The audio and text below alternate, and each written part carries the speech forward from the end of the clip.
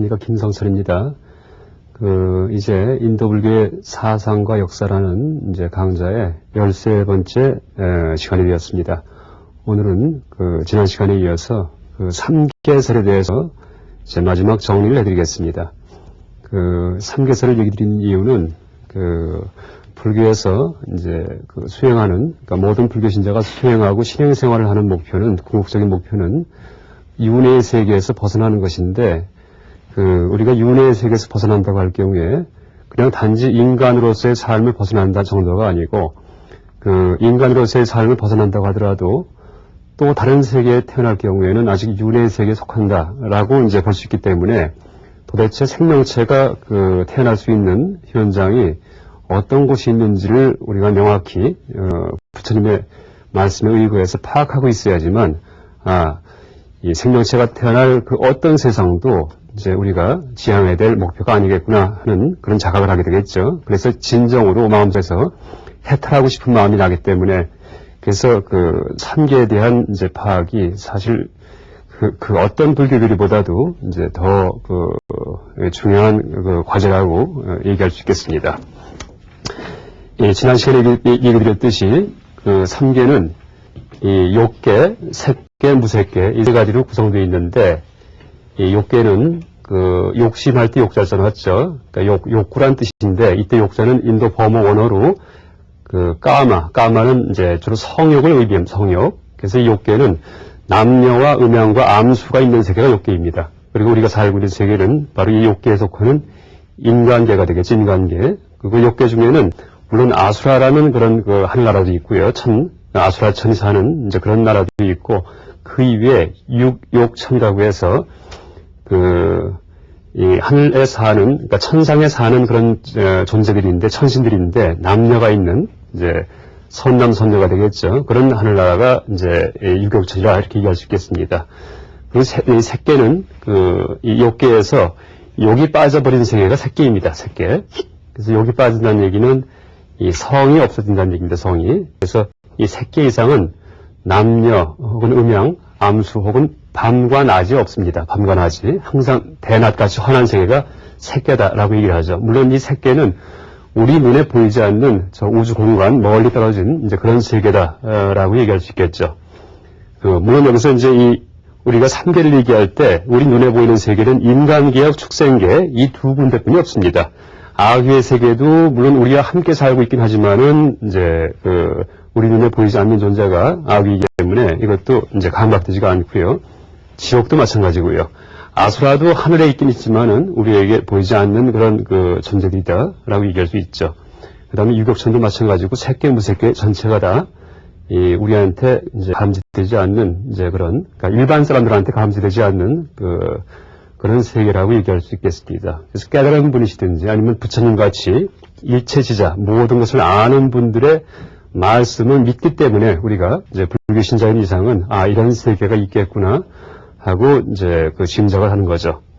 그래서 이 욕계에서는 이제 물론 밑으로 내려갈수록 고통이 심한 데가 되고요. 위로 올라갈수록 즐거움이 심해지겠죠. 즐거움이 많아지겠죠.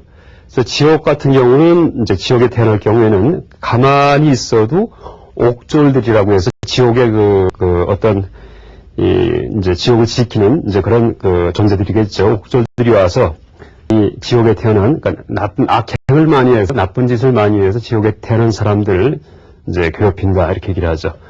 아귀의 세계는 이제 지옥보다는 좀 나은 것이 아귀는 배는 고프지만은 누가 와서 괴롭히진 않습니다. 누가 와서. 그래서 스스로 배가 고플 뿐이지. 그래서 지옥보다 좀 나은 세계이긴 하지만은 그래도 어쨌든 이제 항상 배가 고프기 때문에 고통스러운 세계다라고 얘기할 수 있죠. 지옥은 탐심, 진심, 삼독심 중에서 진심, 그러니까 진화다 할 때, 그러니까 화를 자르려고 남을 많이 해친 사람들이 지옥에 태어난다라고 얘기합니다. 대체적으로.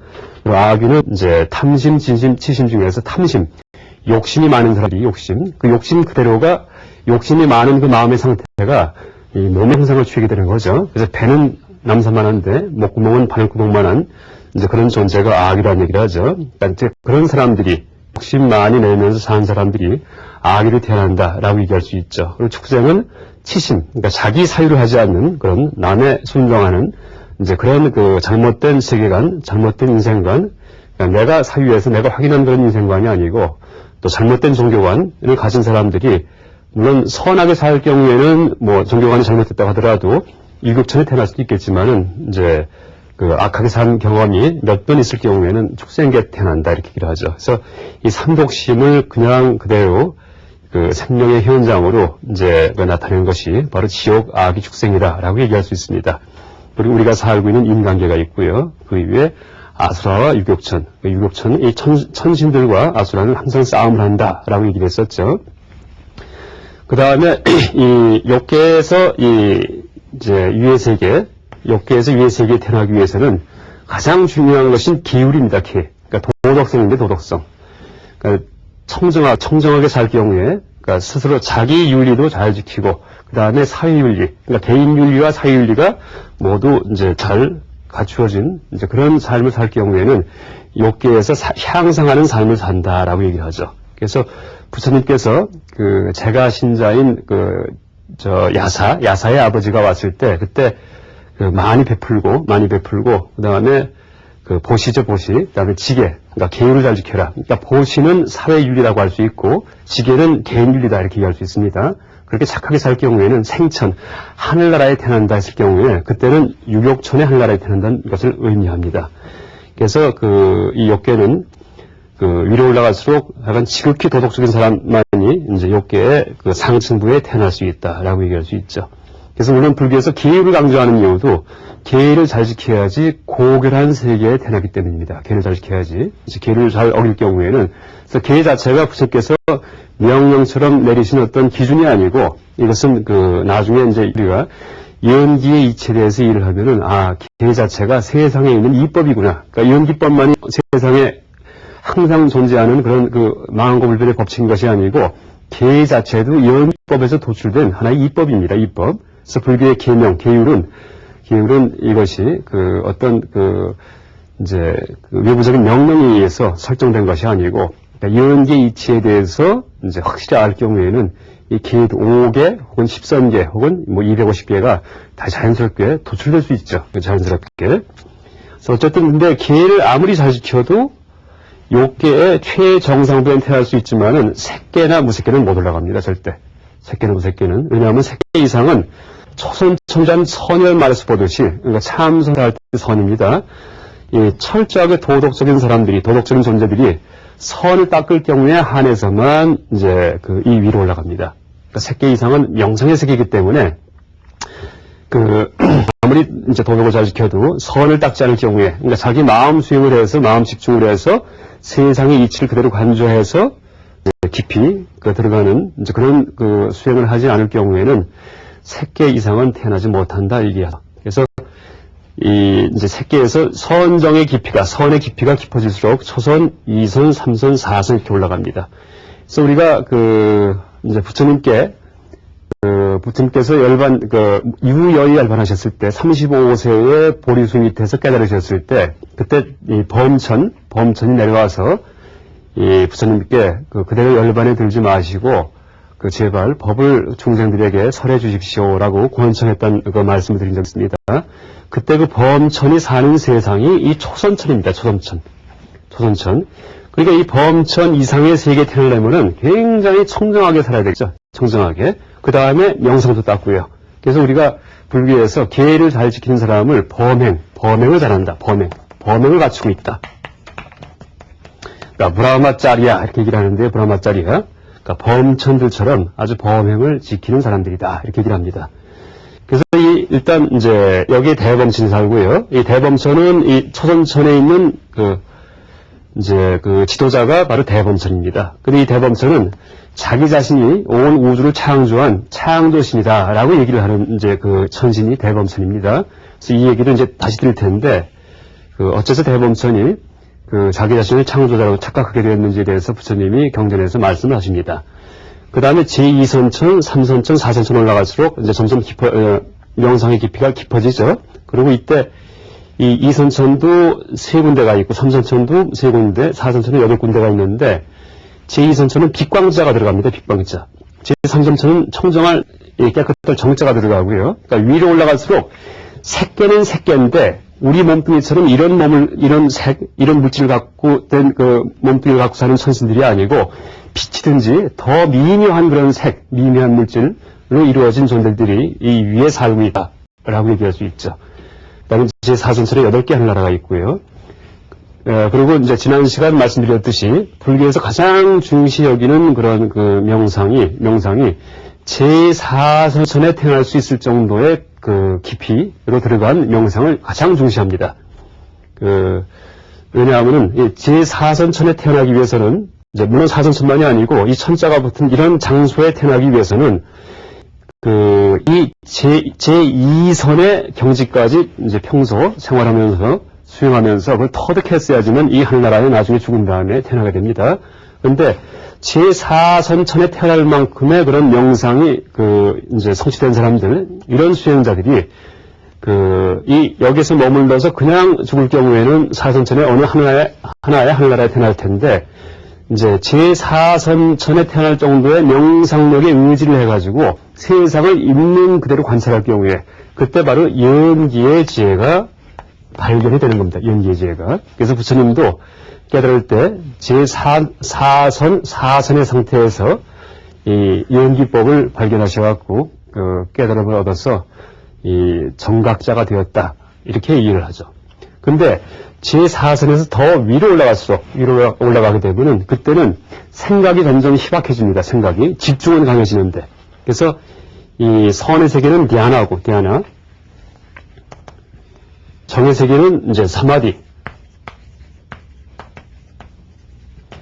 그래서 이 공부변처 정을 닦은 사람은 나중에 죽어서 공부변처 천에 태어나는데 이 경우에는 생각이 점점 희박해지기 때문에 그 연기의 지혜가 여기에서는 발견될 수가 없습니다. 머리가 안 돌아가니까, 생각이 안 굴러가니까. 그래서 불교에서는 물론 이제 마음 훈련을 위해서 위 꼭대기까지 올라가는 수행을 다 시키긴 하지만은 이제 가장 중요한 그런 수행의 그 단계는 제4선의 단계다. 이렇게 얘기를 하죠. 그래서 위로 올라가면은 산매의 힘이 깊어지고 밑으로 내려갈수록 지혜의 이제 힘이 많아진다 얘기를 하죠. 그런데 지혜도 제4선에서의 지혜가 진정한 불교에서 얘기하는 진정한 지혜고 더 밑으로 내려갈 경우에는 이 지혜가 이제 인간계 같은 경우는 분별이 되겠죠. 분별. 지식이 되고 더 내려가서 악이나 지옥세계 같은 경우는 이때는 망상이 돼버립니다. 망상. 그래서 악이나 지옥세계의 중생들은 항상 망상 속에 살죠. 그러니까 실제가 아닌데 실제인 것처럼 착각하고 사는 것이 지옥 중생, 악의 중생이다. 이렇게 얘기합니다. 그래서 이제 지옥에 대한 이제 하나의 문제가 나중에 후대 대승불교 논소 중에 유식 20송이라는 그런 논소가 있습니다. 유식 20송, 세친보살께서 저술하신 것인데, 여기에서 이제 지옥에 대한 어떤 의문을 이제 하나 제기합니다. 그러니까 지옥에 일반적으로 태어난 중생들은 전생에 화를 달래고 남을 많이 해치고 나쁜 데서 태어났는데, 지옥에서 그런 중생들을 괴롭히는 옥졸들은 도대체 왜 거기 태어났느냐 이렇게 물어봅니다.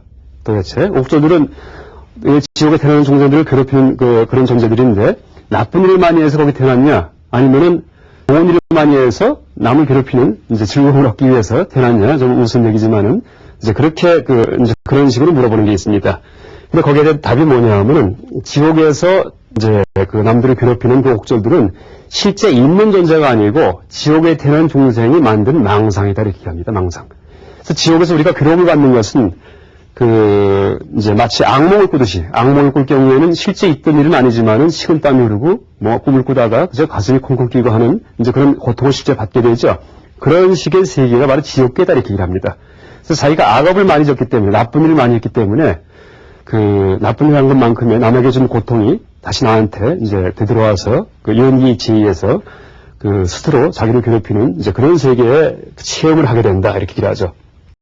그래서 악일 경우에도 남들은 일반 사람들은 강물로 보는데 강물로 보이는데 악일은 망상이 심하기 때문에 그것이 피고름으로 보인다. 그래서 강물에 가서는 물을 마시지 못한다라고 얘기를 합니다. 그래서 어쨌든 이 밑으로 내려갈수록 망상과 분별이 심해지고 위로 올라갈수록 이제 이 산매의 깊이가 깊어지는데 이때 제4선의 단계가 바로 산매와 그다음에 이 지혜가 가장 균등한 이제 그런 그 단계다라고 얘기할 수 있죠.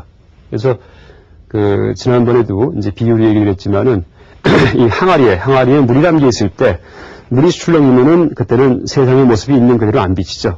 근데 그 물이 잔잔해졌을 경우에 그때는 그 하늘에 떠 있는 달 그림자가 그대로 비치게 되겠죠. 그때 하늘에 떠 있는 달 그림자가 그대로 비친다는 얘기가 바로 지혜입니다, 지혜.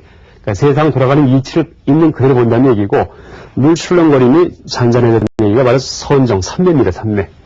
근데 이제 더 올라가면은 출렁거림이 없어지는, 이제 비유한다면은, 뭐 이런 얘기는 이제 경연에 안 나오지만 제 생각에는, 그러니까 비유한다면은 물이 얼어버리면 아예 출렁이지가 않겠죠. 그 대신 달 그림자가 전혀 못 비치겠죠. 이게 바로 무색계다, 이렇게 얘기할 수 있습니다. 그래서, 이게 이제 3계의 그 일단설의 대략이고요. 또 밑으로 내려갈수록 아까 얘기했듯이 고통이 심해지고요. 위로 올라갈수록 즐거움이 많아집니다. 물론 이제 즐거움 중에는 세속적인 어떤 욕락, 맛있는 거 아니면은 뭐 이제 재물욕 아니면 권력욕 이런 것도 즐거움 중에 하나겠지만은 그런 것은 거친 즐거움입니다. 그러니까 사람의 인간 세계에서 그 재물욕이든지 권력 같은 경우는 아주 거칠은 굵은 즐거움이죠. 근데 한번 보세요. 재물과 권력을 다 이제 얻은 사람들, 이런 사람들이 대개 뭘 추구합니까? 그 다음에 명예를 추구하게 돼요, 명예예요. 그러니까 조금 더 미세한 욕심을 추구하게 돼요, 미세한 욕심을 갖다가. 그 다음에 재물도 있고, 명예도 있고, 그 다음에 그 돈도 있고, 금력도 있고 한 분들이 또 뭘 추구합니까? 그 다음에는 누가 삼매, 명상을 한다고 하니까 명상에 관심을 갖게 돼요. 그때는 삼매욕이에요. 그러니까 점점 미세한 즐거움으로 올라가는 게 위의 세계입니다. 그래서 근데 불교에서는 너무 꼭대기까지 그 미세한 즐거움도 삼매를 너무 깊이 올라가지 말고 제4선정의 단계에서 이제 세상을 관조하거라 이렇게 얘기를 하죠. 이게 불교 수행법의 요점입니다. 그래서 하여간 부처님께서 이제 이런 어떤 수행 체계였기 때문에 부처님께서 깨달으시고 나서 처음 5비구한테 이제 돌아오셔갖고 가르치신 것이 고락중도의 설법을 가르치셨죠. 고락중도. 자기 자신을 너무 괴롭히지도 말고, 또, 이제,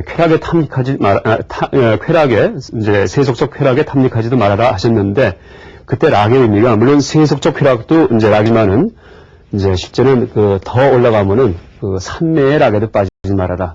삼매락은 누가, 이제, 부처님께 가르쳤던 락이냐 하면은, 깨닫기 전에, 우따까라마 붓다와 알라라깔라마, 이 두 분의 성자가 바로 이 두 가지 서원정을 가르치셨죠. 근데 부처님께서 저것도 버렸고, 그 다음에 자기 자신을 괴롭힘으로써 이제 수행을 하는 어떤 경지를 얻고자 하는 이제 그런 수행도 버리셨죠. 그래서 이 삼계설에서 사실은 이제 고락중도의 이치도 여기서 우리가 발견할 수 있고요. 또 하나는 이제 선정, 정과 해가 균등한 그런 단계가 제4선이다라는 그런 가르침도 우리가 이 삼계설에서 이제 파악할 수 있습니다. 그럼 이런 3계가 도대체 어디에 있느냐라고 할 경우에, 아까 이제 말씀드렸듯이 이런 3계는 인간과 축생의 세계 이외의 세계는 우리 눈에 보이지 않습니다. 근데 우리 눈에 보이지 않는 게 어떻게 있다고 할 수 있겠느냐? 이제 할 경우에, 어떤 분께서 이렇게 얘기를 하십니다. 그러니까 지옥 세계가 있냐 없냐라는 거에 대한 여러 가지 이제 이론이, 물론 일반사관만이 아니고 불교 내부에서도 이제 그런 이론이 있었습니다. 여러 가지 의견들이. 근데 지옥이 있다 없다 여부를 떠나가지고 평생 살면서 악한 일을 많이 한 사람은 반드시 내세에 그래서 죽은 다음에 지옥과 같은 고통을 받는다는 사실, 그걸 체험한다는 사실만은 이제 그건 부정할 수 없다 이렇게 얘기를 합니다. 그러니까 이제 티베트의 달라이라마 이분께서 이제 누가 지옥을 물어보니까 지옥에 대해서 지옥이 실제하는지 아니면 우리가 마음속에서 꿈처럼 만드는 건지 이것은 사실은 이제 확정할 수는 없지만 여러 가지 의견이 있지만은 어쨌든 분명한 것은 우리가 그런 지옥과 같은 고통을 반드시 체험하게 되어 있다 이제라고 얘기를 합니다. 근데 왜냐하면은 이게 다 연기의 이치 때문에 이런 일들이 일어납니다. 연기의 이치 때문에. 왜냐하면은 이 세상 만사는 다 연기가 바로 의존성이죠. 의존성에 의해서 이제 모든 게 발생하기 때문에 세상에 홀로 발생하는 것은 아무것도 없습니다. 혼자 발생하는 것은, 혼자 딱 존재하는 것은 아무것도 없습니다. 무슨 의미냐 하면은, 우리가 긴 것이라고, 이제 어떤 이 막대기를 보고서, 참 긴 막대기구나 하고 생각했을 경우에, 그때는 반드시 마음속에서, 아까 봤던 짧은 막대기든지 아니면 염두에 두었던 전에 내려봤던 짧은 막대기든지 아니면 그 옆에 놓인 짧은 막대기 이것을 염두에 둬야지만 긴 것이구나 하는 그런 판단이 발생합니다. 그때 염두에 두어진 짧은 것과 지금 긴 것이라는 판단이 동시에 발생하죠. 짧은 것을 염두에 두지도 않았는데 길구나 이런 생각을 절대 할 수가 없습니다. 왜? 세상은 연기의 이법이 지배하기 때문에. 그래서 항상 이 세상에서 일어나는 사건은 쌍으로 발생합니다. 쌍으로. 이게 연기이치입니다. 그런데 이제 그 연기이치는 나중에 다시 설명드리고요. 우리가 남에게 고통을 줬을 경우에 이제 악행을 했을 경우에 그때 남이 받은 고통이 함께 발생합니다. 근데 내 인식의 장애는 그 받은 고통은 들어오지가 않았죠. 근데 언젠가 반드시 내 인식의 장애도 그 받은 고통이 들어온다는 얘기예요. 긴 것 짧은 것이 같이 발생했듯이. 그런데 남에게 주었던 그 고통은 동시에 나한테 내가 받는 고통으로 돌아오는 게 아니고 만약에 그럴 수만 있다면 그렇게만 한다면 세상에 나쁜 일을 할 사람이 하나도 없겠죠. 그렇죠? 나쁜 일 하면 금방 내가 그걸 받으니까 나한테 금방 고통이 오고 그런데 그것은 시간을 달리해서 익은 다음에 익어서 충분히 무르익은 다음에 나한테 돌아옵니다. 그래서 이걸 이숙 이렇게 이숙 밑바까 이렇게 얘기합니다. 밑바까. 그래서 시간이 이제 한참 경과한 다음에 돌아오기 때문에 나쁜 일을 많이 한 사람도 죄책감을 못 느낄 수가 있어요. 이게 나를 해치는 행동이구나 하는 걸 모를 수가 있죠. 그런데 아까 얘기했듯이 하여간 세상에서는 이제 항상 모든 사건이 쌍으로 발생하기 때문에 연기 이법이 지배하니까 내가 남한테 준 고통 혹은 내가 남을 도와줬다는 어떤 남한테 행복을 줬을 경우에 행복도 마찬가지입니다. 그때는 그 사람이 받은 행복이 반드시 내 마음밭에 저장이 되어 있다가 언젠가 다시 나한테 돌아옵니다. 이게 이제 바로 인과응보의 법칙이죠. 그래서 이 세계는 뭐 있냐 없냐 이렇게 이제 의심을 품을 것이 아니고 우리가 물론 이제 내가 그걸 보지는 못하지만은 이 부처님께서 가르치신 연기의 이치에 대해서 우리가 명확히 파악할 경우에는 틀림없이 저렇게 우리가 죽은 다음에 내세가 아예 없어지는 것이 아니고 반드시 내가 행동했던 모든 것들이 다 이 반대. 근데 내가 플러스 행동을 했으면은 마이너스로서의 그런 과보들이 이제 다 이제 내가 체험하는 그런 장 속에 다 들어오겠구나 하는 짐작을 할 수가 있습니다. 그래서 이제 이런 삼계가 이 생명체가 사는 현장인데 이런 삼계가 한 군데만 있는 게 아니고 이 경전에 보면은 이 지구와 같은 것 하나마다 삼계가 하나씩 갖추어져 있다 이렇게 합니다. 지구 하나마다 무슨 언제 말이냐 하면은 이 경에서는 이 수미산이 우주의 중심에 있고 동서남북에 사천왕이 있다는 얘기 이제 먼저 드렸듯이 그러니까 사천왕을 얘기하는데 어떻게 얘기를 하냐 하면은 이 사천왕이 다스리는 동서남북에 북쪽에서 밤이 될 경우에는 동쪽에서 해가 지고 남쪽에서 이제 해가 중천에 떠 있을 경우에는 서쪽에서는 해가 뜬다 이렇게 얘기를 합니다. 무슨 얘기냐 하면은 지구가 자전한다는 얘기를 갖다가 사실 이제 이 경에서 이 부처님께서 이렇게 설명하신 거죠. 그래서 이제 수미산을 중심으로 동서남북 이제 사왕천이 있고요. 그 다음에 그 위에 색계가 있고 한 그런 세계가 지구 하나마다 하나씩 붙어 있습니다. 그런데 이 지구와 같은 그런 생명체가 달라붙어 사는 그런 수미산 같은 이 흙덩어리가 하나만 있는 것이 아니고 우주에는 무한히 많이 퍼져 있다. 무한히 많은 수가 있다. 라고 얘기를 하는 것이 불교의 바로 삼천대천세계설입니다.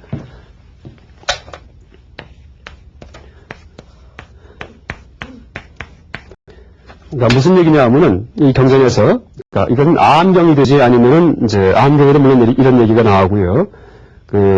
뭐 기세경, 대루탕경 같은 경우에도 이런 얘기가 나오는데 수미산 하나마다 해와 달이 하나씩 붙어 있다라고 얘기를 합니다. 바로 지구를 얘기하는 거겠죠. 그 다음에 그런 수미산이 1000개가 모이면은 1000개 그러면은 해와 달도 1000개가 된다 얘기를 합니다.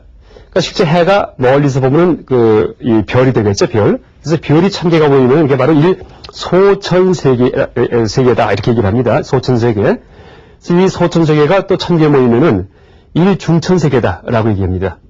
1에다가 0이 6개가 달라붙겠죠. 6개. 이건 소천세계. 이렇게 되면은 중천세계. 또 이 중천세계가 또 1000개 모이면은 이게 바로 천자가 3개 들어갔기 때문에 삼천대천세계다 이렇게 얘기합니다. 그러니까 3개의 천자가 들어간 대천세계다 이런 뜻이죠. 그래서 이 삼천대천세계는 이게 이제 10억인데 10억 개의 별로 이루어진 세계가 바로 하나의 부처님이 주관하시는 세계다 이렇게 얘기를 하죠. 하나의 부처님께서. 그래서 어떤 얘기가 나오냐면은 일소천세계의 모습은 마치 주라와 같이 생겼다. 주라가 이제 주라발 해가지고, 여러분, 부처님 이제 나발이라고 해서 부처님 선십이성에 이 곱슬머리처럼 둥글게 된 그런 이제 머리를 가지셨죠? 이게 하나의 소천세계가 이렇게 생겼다, 얘기를 합니다. 그래서 이렇게 생긴 것이 1000개 모이면 중천세계, 또 1000개 모이면 삼천대천세계죠. 이게 뭐겠습니까? 현대 천문학의 빗대서 해석한다면은 아마 성운, 별이 여러 개 모이는 성운을 의미하지 않나 이렇게 생각할 수 있습니다. 너무 제가 이제 사실적으로 인지 설명드리는데, 실제 부처님께서는 일체지제다, 모든 걸 다 아는 분이다 하는 믿음이 있을 경우에는 우리가 경험을 보더라도 이걸 현대 천문학이든지 현대 과학에 어떻게 적용할 수 있는지 이제 자꾸 연구를 하게 되죠. 그래서 이렇게 3계도 실제 일불국토에는 10억 개가 있는 겁니다. 10억 개가. 물론 무색계는 이제 이 색이 없기 때문에 물질이 없는 세계니까 이제 있는 장소가 없죠. 그렇지만 색계와 욕계는 10억 개가 온 우주에 퍼져 있다라고 얘기할 수 있죠. 그러니까 실제 우리가 보는 별마다, 모든 별마다 그 주변에 우리 같은 이제 이 사람들이 살고 있고 생명이 살고 있다라고 보는 것이 이제 불교의 우주관이고, 이것이 이 삼계설과 이렇게 연관이 되어 있습니다. 오늘 삼계설에 대해서 이제 마지막 공관론을 정리해 드렸습니다. 이상 강의 마치겠습니다. 감사합니다.